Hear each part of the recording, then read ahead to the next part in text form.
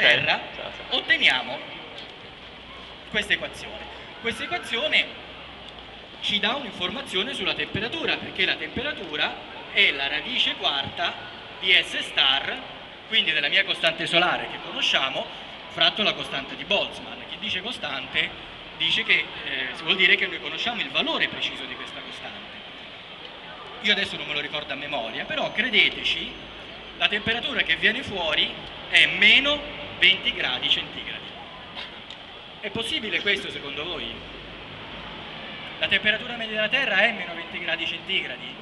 Direi proprio di no. Quindi vuol dire che succede qualcos'altro. E questo qualcos'altro non è nient'altro che l'effetto serra.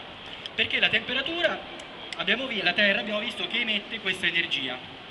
Questa energia parte verso l'alto e però viene assorbita dall'atmosfera. Quindi noi possiamo andare a complicare il nostro modellino, continuiamo a scrivere equazioni mettendo un'atmosfera.